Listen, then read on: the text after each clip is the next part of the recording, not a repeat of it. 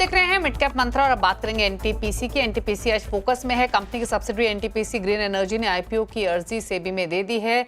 10,000 करोड़ का ये आईपीओ हो सकता है और इस इशू की और डिटेल्स लेकर यतिन मोता हमारे साथ मौजूद हैं। यतिन, बताइए ग्रीन एनर्जी आईपीओ के बारे में। देश की सबसे बड़ी रिन्यूएबल कंपनी एनटीपीसी ग्रीन का आ रहा आईपीओ 10,000 करोड़ रुपए जुटाने की योजना के साथ एनटीपीसी ग्रीन ने अपने आरएचपी पेपर्स एक्सचेंजेस पे फाइल कर दिए हैं।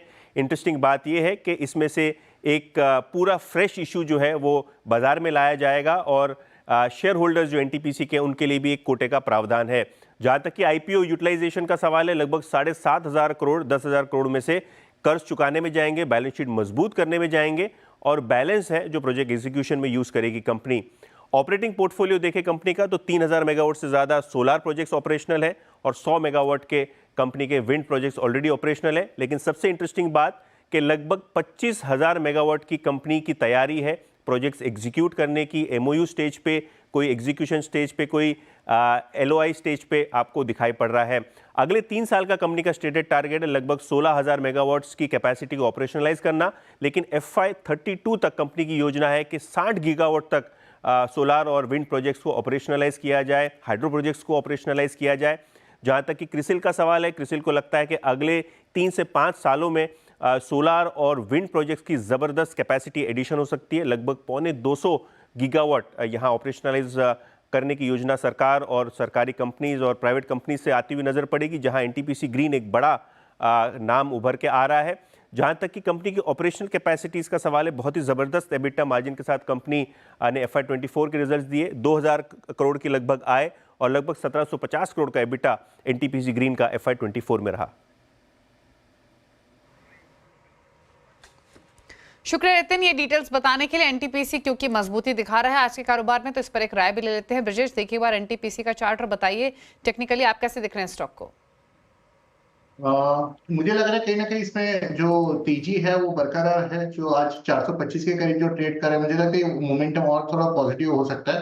450 तक का एक मूवमेंट और 20-25 पॉइंट का मोमेंटम मैं इसका कंटिन्यूएशन में देख रहा हूँ। 400 तक जो बेस है वो काफी स्ट्रॉन्ग बेस है। जो जिनके भी पोजिशन है मुझे लगता है वो पोजिशन होल्ड करने चाहिए और थोड़े से वॉलेटिलिटी कूल डाउन होता है तो मुझे लग रहा है और एक 20-25 रुपए के आसपास ये और एनटीपीसी रैली कर सकते हैं। वहां पे एक वो प्रॉफिट बांधना तो बांध सकते हैं। स्टॉप लॉस 400 के आसपास रहेगा। ओके, तो यहाँ स्टॉप लॉस मेंटेन करें और अपनी पोजीशन को आप होल्ड रखें। फिलहाल 425 के आसपास ये कारोबार करते हुए दिखाई दे रहा है। चलिए कुछ और स्टॉक्स पर राय ले लेते हैं और इनफैक्ट थोड़ी देर पहले हम टेलीकॉम की बात कर रहे थे। क्विकली एक राय भारती एयरटेल पर ले लेते हैं। बताइए भारती एयरटेल, यहाँ पर टेक्निकल सेटअप कैसा लग रहा है? एग्जिस्टिंग ट्रेडर्स क्या करें? ब्रजेश, मुझे लगता है पोजीशन होल्ड करना चाहिए क्योंकि जैसे कि ये एक आउट परफॉर्मर है फिलहाल इस स्पेस में। और जो अगर मैं डेरिवेटिव्स डेटा के भी अगर मैं चेक करता हूँ तो मुझे कहीं ना कहीं 1750 तक की नए पोजीशंस बनते हुए नजर आ रहे हैं। तो डेफिनेटली पोजीशंस होल्ड करें। नीचे की तरफ 1650 का काफी स्ट्रॉन्ग बेस है, वहां पे ये कॉल राइटर्स और पुट राइटर के नजरिए से मैं बता रहा हूँ। तो ये कंटिन्यूएशन ऑफ ट्रेंड रहेगा। 1650 में इसको डिमांड रहेगा जहाँ पे पुट राइटर्स है और 1750 के नए पोजीशंस ओपन हो रहे हैं। तो यहाँ से मुझे लग रहा है कि ये स्टॉक 1750 तक फिलहाल रैली हो सकता है और वहां पे एक बार रिव्यू कर लेना चाहिए।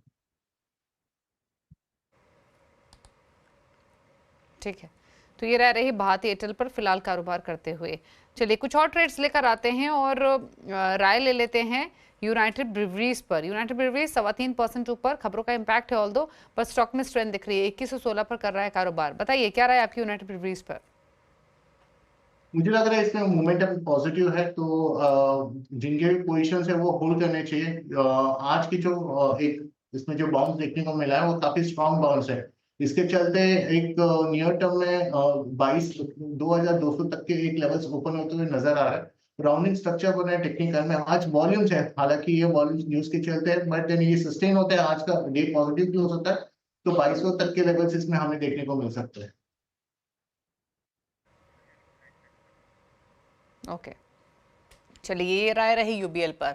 रुक रहे इसी के साथ एक ब्रेक के लिए और ब्रेक के उस पर कुछ और स्टॉक्स पर आपके लिए व्यू लेकर आएंगे। ब्रजेश, आपका शुक्रिया शो में आने के लिए, अपनी स्ट्रैटेजीज बताने के लिए। ब्रेक के उस पर कुछ और खबरें, खिलाड़ी नंबर 1 का अपडेट, कल वापस आते हैं।